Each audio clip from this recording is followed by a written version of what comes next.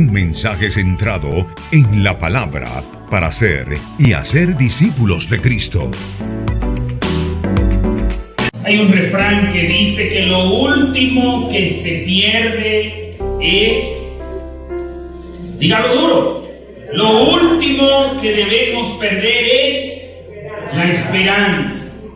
Pero yo les pregunto, ¿en la vida real es así? ¿Lo último que perdemos es la esperanza?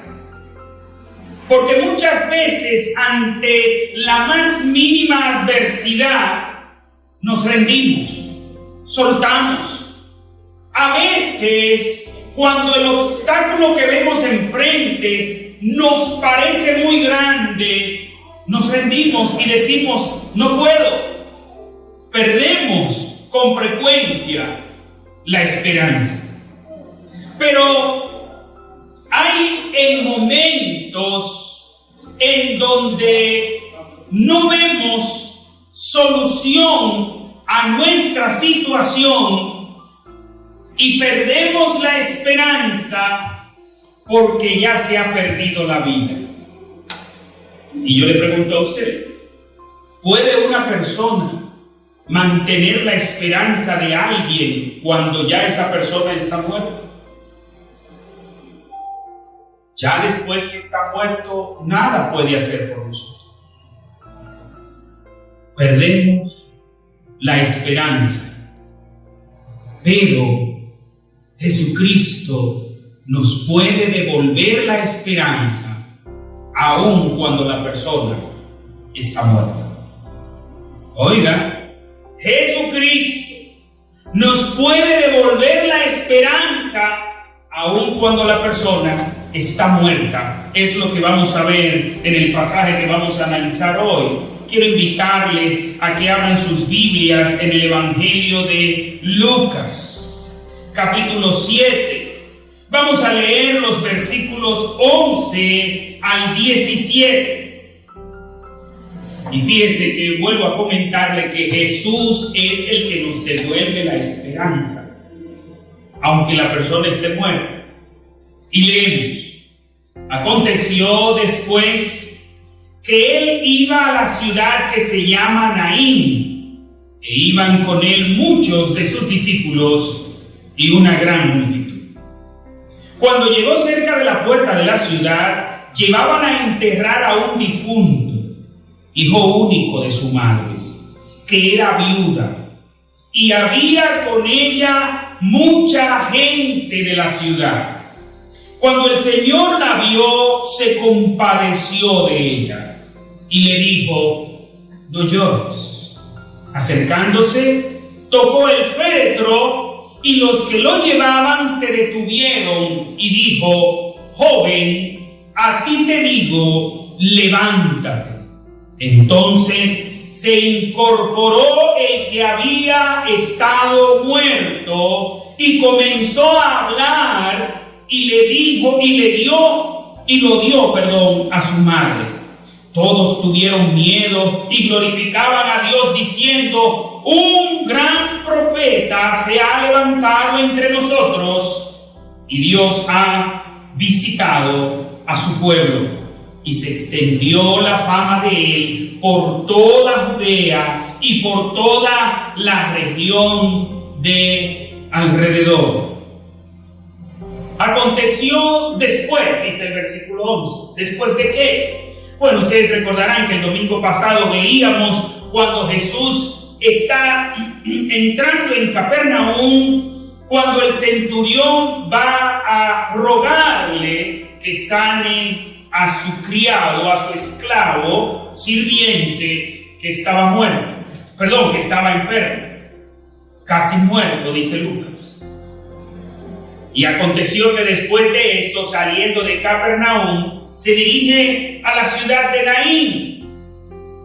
Este relato, que solamente nos lo narra Lucas, los demás evangelistas no lo narran, nos presenta la autoridad de Jesús. ¿Y por qué hago énfasis en la palabra autoridad de Jesús? Porque ustedes recuerdan que cuando Jesús termina el Sermón del Monte, en el capítulo 7 de Mateo. El sermón completo va desde el capítulo 5 hasta el capítulo 7. Pero cuando él termina el sermón del monte, dice que todos los que estaban allí se quedaron admirados de la enseñanza de Jesús, porque enseñaba con autoridad. Enseñaba como quien tiene autoridad. ¿Y cómo enseña el que tiene autoridad? No habla con que yo creo, no habla con que yo me imagino. Mis amados, con esto de la pandemia, veíamos a las autoridades en materia de salud, a las autoridades en materia de virus, bacterias y esas cosas, titubear al momento de hablar. Y venía alguien y un científico decía, yo mismo recuerdo haber visto varios de mucha autoridad. Eran epidemiólogos, infectólogos, en fin, hombres de ciencia. Pero cada vez que daban recomendaciones decían al final, pero eso no lo podemos afirmar porque no conocemos el virus. Es algo nuevo, es algo novedoso. Pero el que tiene autoridad no dice al final, no puedo garantizar nada. No. Habla con autoridad. Y Jesucristo habla con tanta autoridad que dice, oísteis que fue dicho a las enseñanzas de los antiguos, mas yo os digo. ¿Y qué está diciendo Cristo con eso? Que su enseñanza está por encima de la enseñanza de los antiguos, de esos rabinos que habían enseñado, de esos maestros que habían desviado a Israel de la palabra de Dios. Porque recuerden que Jesús dijo que Él no vino a abrogar, no vino a abolir, no vino a quitar ni una jota ni una tilde de la ley. Él vino a cumplir la ley. Y termina este episodio como quien tiene autoridad. Y Mateo comienza a narrarnos no solamente que hablaba como quien tiene autoridad, sino que ahora está demostrando la autoridad. Y ustedes recuerdan que el primer episodio es que un leproso, y dice el médico Lucas, lleno de lepra, es decir, un hombre que estaba plenamente enfermo, se le acerca a Jesús y le dice, si quieres puedes limpiarme. ¿Y qué le dice Jesús? Quiero, sé limpio. Y lo tocó y al instante. No dice que fue mejorando y mejorando y desde ese momento cada día mejoraba un poquito más y cada día un poquito más. No. Al instante fue sanado. Jesús lo tocó. Al instante fue sanado. El segundo episodio que nos narra Mateo y que también lo narra Lucas es cuando el centurión le pide a Jesús, ni siquiera él mismo fue, él mandó una comitiva y le dice, ay, por favor, dígame a Jesús que tengo este sirviente enfermo. Y Jesús dice, yo iré y le sanaré. Y cuando Jesús está cerca de la casa, ¿qué le manda a decir el centurión? Dígale al maestro que no es necesario que él venga a mi casa. Yo no soy digno de que él entre a mi casa. Que con tan solo él decir la palabra, basta para que mi siervo sea sano. ¿Y qué pasó? Fue sano el siervo. Él tenía autoridad al momento de tocar al enfermo de lepra para ser sanado de la lepra, pero también tenía autoridad para solamente decir la palabra para que aquel que estuviera enfermo sea sanado.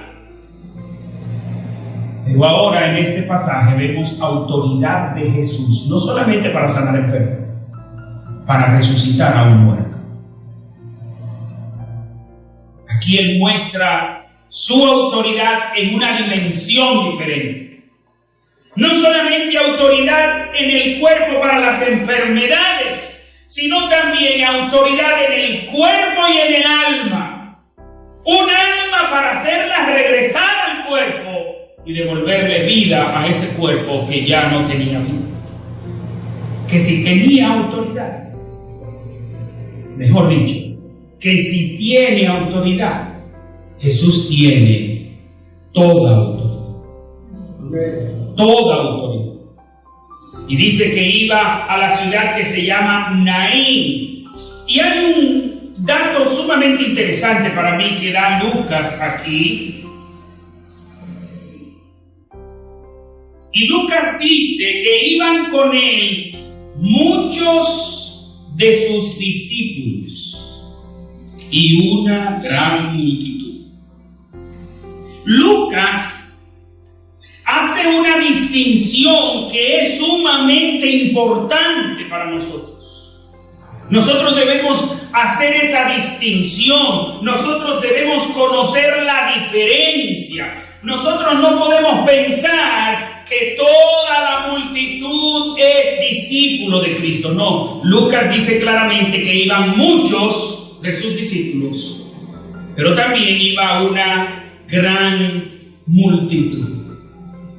Y así como en aquel entonces andaban con Jesús muchos discípulos y una gran multitud, hoy en día también en las iglesias hay muchos discípulos, pero hay otros que lo que son es parte de la multitud. Y yo quisiera que analicemos brevemente esta diferencia. La diferencia entre los discípulos y la multitud. Y voy a comenzar precisamente con la multitud. Dentro de aquella multitud estaban algunos que no eran seguidores de Cristo, eran contrarios a Cristo. Y usted diría, pero ¿cómo en la multitud iban a haber personas contrarias a Cristo? ¿Qué buscaban ellos allí? Precisamente, buscaban ocasión para desacreditar a Cristo.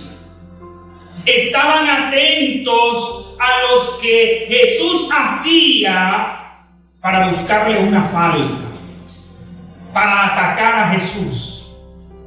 Y buscaban tantas y tantas maneras que ustedes se recuerdan que en una ocasión le dijeron a Jesús que él no era nadie porque si él fuera alguien no se juntara con publicanos, pecadores, con borrachones, con prostitutas. ¿Recuerdan? Y le dice Jesús a ellos, viene Juan que no se juntaba con nadie, y usted le dice, oh, he aquí un hombre raro que no se junta con nadie. Y ahora viene el Hijo del Hombre que se junta con todos y dicen, he aquí un hombre comedor y bebedor. Allí, en aquella multitud, estaban los escribas y fariseos buscando ocasión para desacreditar a Jesús, para desacreditar el ministerio de Jesús. Así como en aquel entonces había dentro de la multitud quienes lo que estaban buscando era la manera de desacreditar a Jesús, hoy en día en las iglesias hay personas que son representantes de los fariseos, que son representantes de los contrarios a Jesús. Y están en la iglesia para traerle descrédito a la iglesia. Están en la iglesia para traerle descrédito al evangelio. Y todo aquel, no importa la posición que tenga, porque lamentablemente son personas que escalan posiciones, así como en ese entonces los escribas y fariseos habían escalado posiciones religiosas. Los hay hoy en día que son supuestamente cristianos, pero lo que están en las iglesias es para desacreditar a Cristo con su conducta. No importa la posición que tenga. Puede ser un pastor, puede ser un gran líder.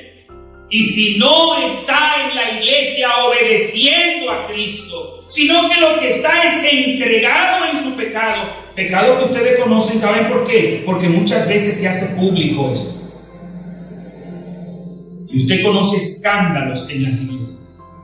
Y esos escándalos, ¿quiénes los hacen? Precisamente los contrarios a Cristo. Pero no solamente están los contrarios en la multitud. había en esa multitud los que estaban allí por curiosidad, los curiosos. ¿Y qué era lo curioso? Oh, que ellos querían ver los milagros que hacía Jesús. Ellos estaban allí para ver cuando Jesús limpió al leproso y decir, ¡oh! Y se asombraron. Cuando se sana el siervo del centurión, ¡wow! Pero así como estaban los curiosos en aquel entonces, hoy en día hay en las iglesias personas que son miembros de las iglesias, pero no del cuerpo de Cristo, que están en la iglesia solo de curiosos. Quieren ver lo novedoso, quieren ver lo que está sucediendo en la iglesia. Y por eso, si en aquella iglesia se están haciendo más milagros que en esta, ¿qué hacen ellos? Bueno, se van para aquella iglesia. Porque lo que les interesa es ver los milagros, lo novedoso, el espectáculo. De hecho, dentro de ese grupo, dentro de esa multitud, había los que lo que les interesaba no era solamente que Jesús hiciera milagros, sino que Jesús le hiciera un milagro a ellos. Dentro de esa multitud estaban esos. Pero hoy en día también, dentro de la multitud en las iglesias, hay personas que no están buscando a Dios, sino buscando lo de Dios. ¿Se entiende? Hay personas que se acercan a la iglesia porque tienen un problema. A veces un problema de salud, un problema familiar, un problema económico, un problema. Y viene a la iglesia porque quiere que Dios le resuelva su problema. No están buscando los pies de Dios para adorarle, sino que están buscando las manos de Dios para que Dios les haga un favor. Y esos son parte de la multitud. De hecho, recuerdo haber escuchado la siguiente conversación. Hay un hombre que le dice a otro, yo voy a tener que meterme a la iglesia evangélica. Y le dice el otro, ¿por qué? Porque yo quiero ahorrar un dinero. No era conmigo la conversación. Pero ¿qué pasó? Me picó la curiosidad. Y así como ustedes quieren saber por qué él quería meterse a la iglesia para ahorrar un dinero, digo, yo lo miro. Y me dice, sí, yo te voy a decir lo siguiente, él no sabe que yo soy cristiano, porque estamos en un lugar ahí y en una conversación ajena. Y dice, sí, yo gasto mucho dinero en bebedera y parrandas, si yo estoy en la iglesia me voy a economizar ese dinero. Es decir, él quería entrar a la iglesia para economizarse un dinero, porque no tenía dominio propio y necesitaba como controlarse. Y como él dice, así yo le digo a los amigos míos, no, yo estoy en la iglesia, a mí no me inviten a beber, porque déjenme decirle algo. Hay amigos que invitan a otro a beber porque saben que solo tienen que darle el primer trago, después de ahí todos los otros tragos los paga el otro. Porque desde que él se calienta no se detiene, gasta el dinero que se ha ganado y el que se está por ganar. Pues este hombre está diciendo que quiere acercarse a la iglesia con esas intenciones. Así hay mucha gente que se acerca a la iglesia. En Dominicana decíamos que a veces habían algunos delincuentes que entraban a la iglesia para enfriarse, para que los demás dijeran, ya este hombre no es delincuente, está en la iglesia, él no está buscando a Cristo. Y yo no estoy diciendo que muchas de esas personas que se acercan a la iglesia después terminan teniendo un encuentro con Cristo. A mí me contó un pastor cubano de lo que hizo el régimen de Fidel Castro, que cuando triunfó la revolución mandaban soldados a las iglesias para que estuvieran ahí espiando lo que se hacía en la iglesia. Y esos soldados entraban y se hacían pasar por cristianos, hacían profesión de fe falsa y esas cosas. Pero ¿sabe qué pasó? Que la mayoría terminó siendo cristiana, porque fueron expuestos a la palabra de Dios. Y ya no estaban allí para ir a denunciar, no, estaban allí porque estaban buscando a Dios. Muchas veces sucede eso. Pero también dentro de la multitud están los que andan buscando los panes y los peces. Ustedes recuerdan a Jesús cuando multiplicó los panes y los peces, que después la multitud sale detrás de él y le dicen: oh maestro, ¿y cuándo llegaste aquí? Te estábamos buscando. Y le dice el Señor: ustedes no me están buscando a mí por la razón correcta. Ustedes me están buscando porque ayer yo les harté la barriga a ustedes. Ayer le di comida. No os afanéis por el pan que perece, sino por el pan que a vida eterna permanece. Así como en aquel entonces están en las iglesias algunos que andan buscando los panes y los peces. Pero también están los discípulos de Cristo. Esos que están en la iglesia, porque no solo cantan como cantábamos hace un instante: quiero conocerte cada día más a ti, Señor, entrar en tu presencia y adorar. Están los verdaderos discípulos, que el propósito de ellos no es venir a tomar ventajas de las cosas que Dios pueda dar, sino que quieren a Dios que da las cosas.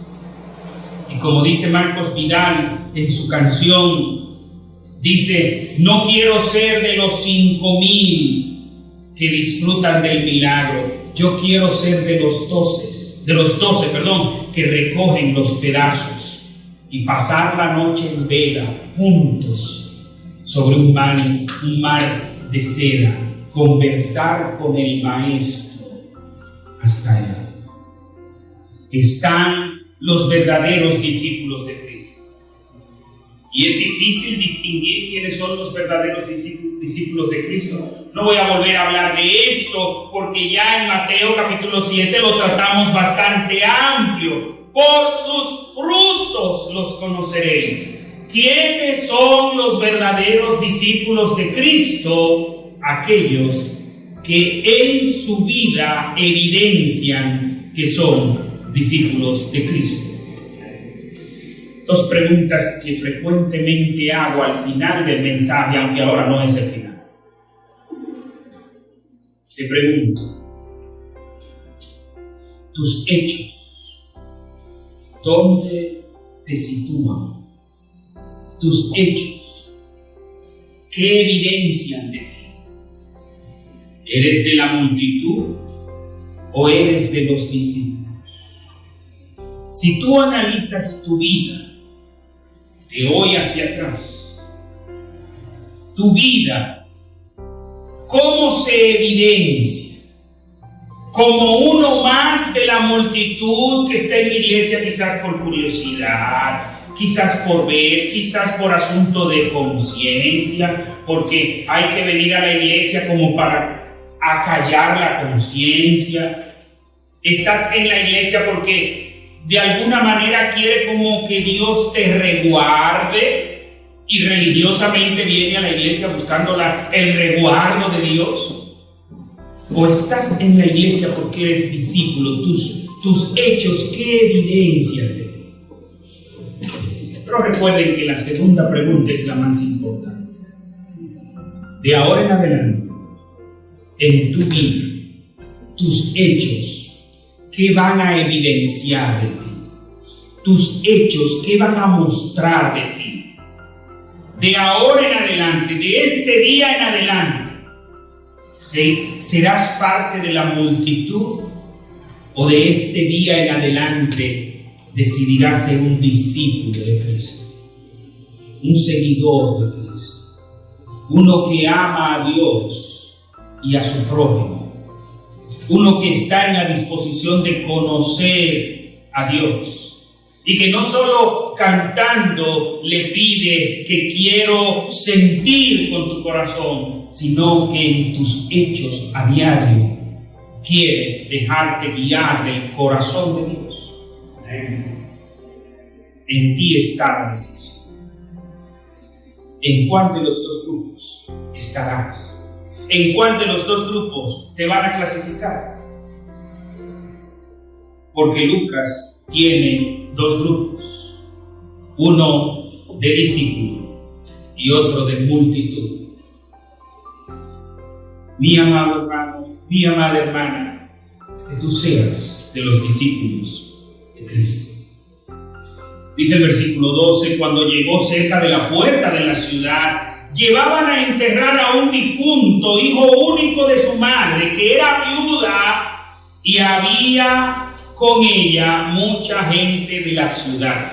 Mis amados, analicemos la realidad de esta mujer, porque es muy probable que muchos de nosotros hemos estado en una situación difícil. Todos aquí en algún momento hemos estado en una situación difícil, mucho más apenas en los umbrales de salir de esta pandemia. Muchos aquí hemos estado en una situación difícil. Óigame, pero la situación de esta mujer era sumamente difícil. ¿Qué nos dice aquí? Iban a enterrar a un difunto. ¿Qué esperanzas podía haber de este joven? El mismo texto nos dice que era un joven. Yo recuerdo que uno de mis pastores, yo lo escuchaba decir un refrán que no lo entendía. Él decía, no, porque un joven se puede morir, pero un viejo no puede vivir. Él siempre decía eso. Una persona mayor, yo decía, ¿qué es lo que él quiere dejar dicho con eso? De que un joven se puede morir, pero un viejo no puede vivir. Bueno, sencillo. Nadie piensa que un joven se va a morir, pero se puede morir. Ahora, nadie piensa que un viejo va a seguir viviendo, pero puede seguir vivo. ¿No es así? Todo el mundo piensa que las personas que se van a morir, ¿quiénes son? Los viejos. Y no sé por qué la gente piensa eso, porque las estadísticas dicen totalmente lo contrario. Ustedes sabían que la mayoría de personas que mueren son jóvenes. Si usted saca las estadísticas del COVID a un lado, se va a dar cuenta que la mayoría de personas mueren jóvenes.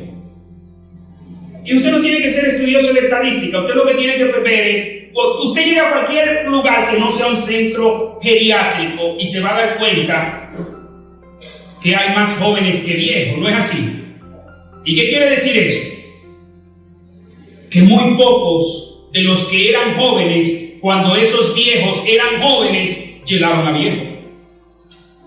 ¿No es así? Como que no me sigue. La mayoría de las personas mueren jóvenes, porque la mayoría de muertes tienen que ver con accidentes de trabajo, de tránsito y todo eso. Y son personas jóvenes. Y ustedes lo van a notar. Vayan a las estadísticas. Pero cuando a un padre o a una madre se le muere un hijo, el dolor es indescriptible. Es el dolor más grande que puede sentir el alma humana. Se lo digo como psicólogo. Según las investigaciones, el dolor más fuerte que un ser humano siente es la muerte de un hijo.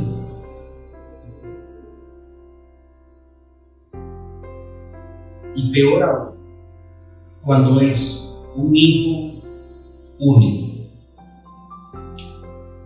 Pero este no solo era un hijo único, era el hijo único de una mujer viuda.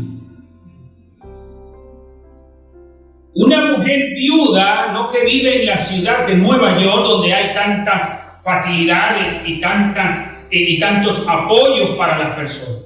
No, una mujer viuda en una sociedad patriarcal, machista, en una cultura donde las mujeres no heredaban. ¿Qué quiere decir eso? que cuando moría el heredero varón, las propiedades no las retenía la mujer viuda. Las propiedades pasaban al hermano mayor del muerto, del difunto. El tío del que muere aquí. ¿Qué quiere decir esto? Esta mujer estaba en una situación terrible. Esta mujer estaba en una situación sumamente difícil. Qué terrible era la situación de ella. Y yo me imagino que dentro de esa gran cantidad de personas de la ciudad que iban con ella, no nos dice que eran familiares. Es probable que las personas, al ver la situación de aquella mujer, quedaban desgarrados. ¡Wow! Fulana, que hace poco tiempo se le muere el marido. Mira ahora, se le muere el único hijo, un joven ya que podía ayudarla, que podía sostenerla. Con este joven, con la muerte de este joven, morían las esperanzas de esta mujer. ¿Cómo estaría llorando aquella mujer? ¿Cuál sería la condición de aquella mujer? Muchos de la ciudad estaban allí con ella. Una manera de solidarizarse. Yo me imagino cuántos se habrán acercado y le habrán dicho: cuánto lo lamento. Otros quizás le decían: fulana, yo estoy a tus órdenes, no te vamos a desamparar, te vamos a ayudar, te vamos a sostener. Pero nadie allí le podía devolver las esperanzas de tener a su hijo. Solamente había allí una persona, pero ella ni lo sabía, no lo reconoció. Versículo 13: cuando el Señor la vio, se compadeció de ella y le dijo: no llores.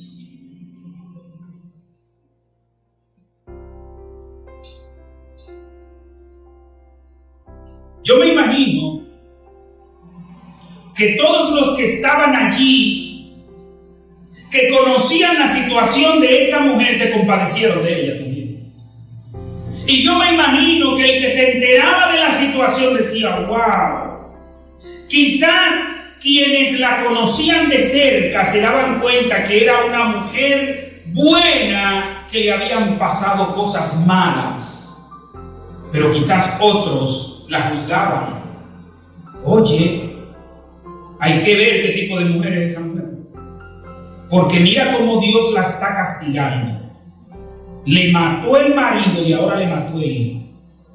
Porque existen esos que desde que escuchan la tragedia ajena, la usan para de una vez juzgar, para de una vez acusar.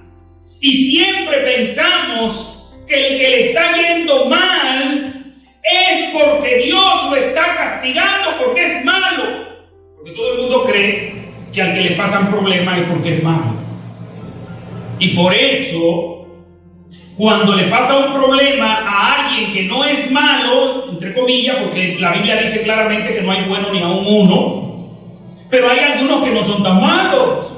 Por eso cuando le pasa algo malo a una persona que es buena, de una vez la persona dice: yo no me merezco esto. Esto yo no me lo merezco. Y hay otros que dicen: wow, qué tragedia. Fulano, fulana, no se merece eso. Pero hay otros que no.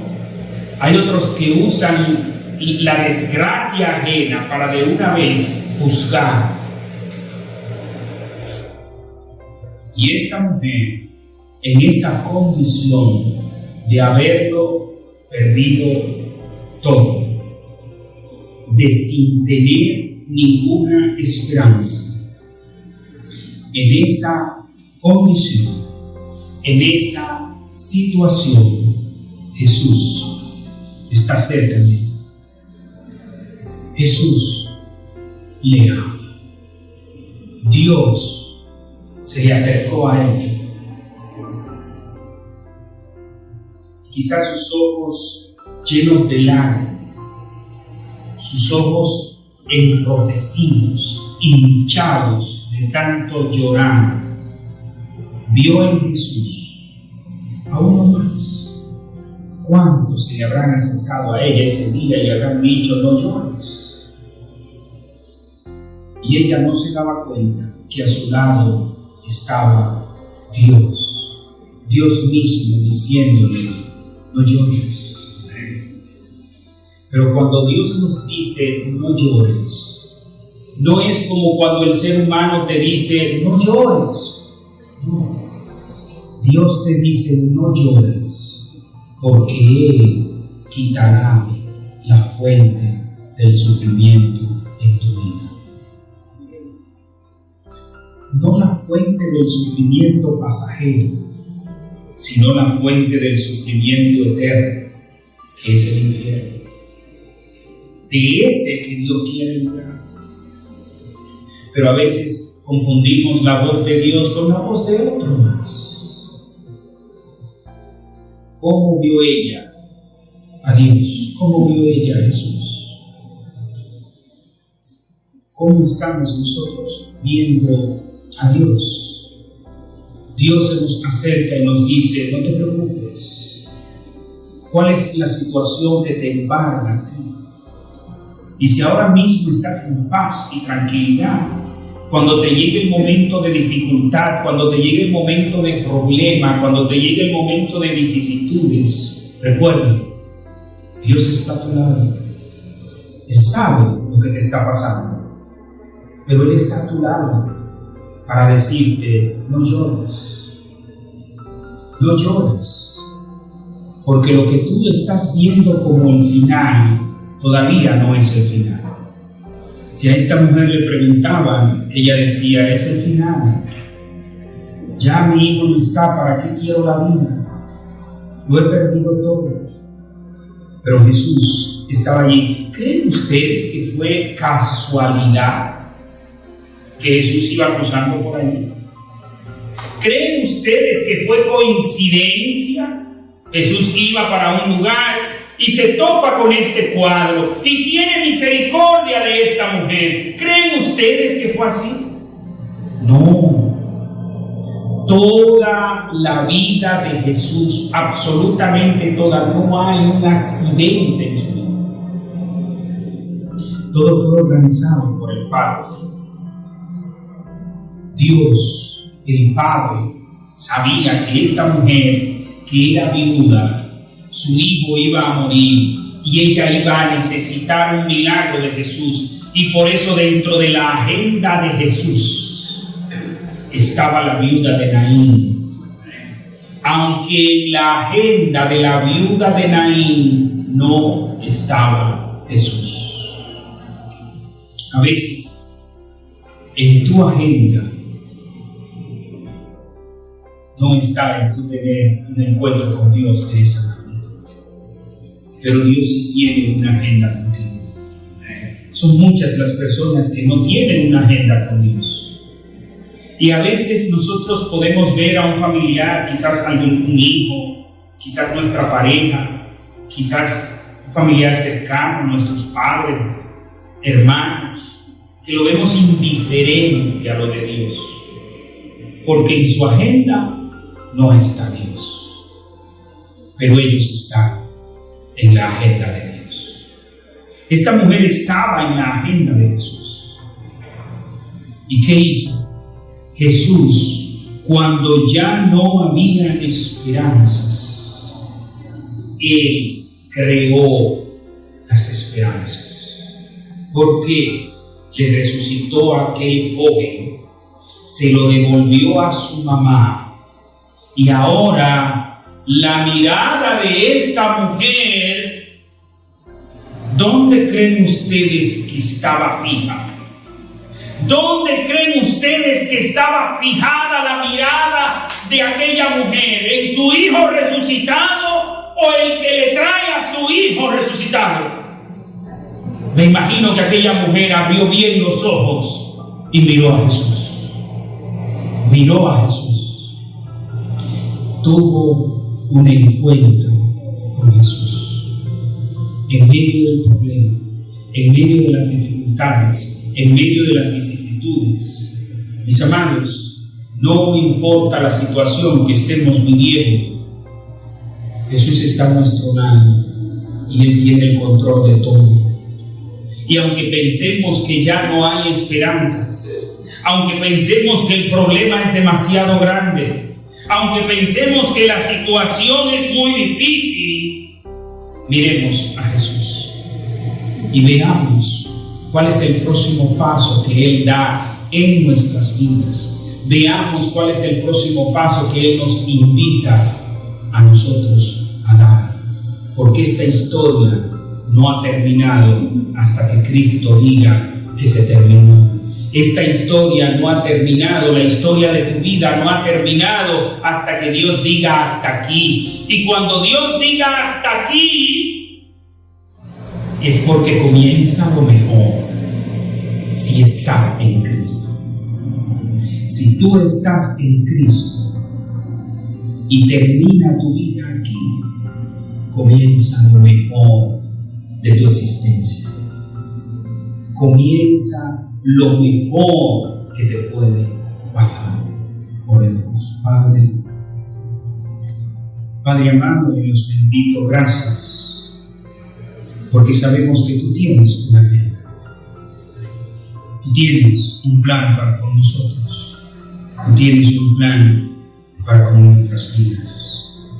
Señor, si alguno de los que están aquí están como aquel joven muerto, no muerto físicamente, sino muerto espiritualmente, Padre, toca sus corazones y que tengan un encuentro con Cristo para que vuelvan a la vida, no a la vida física, sino a la vida espiritual, a la vida verdadera, que es conocerte a ti.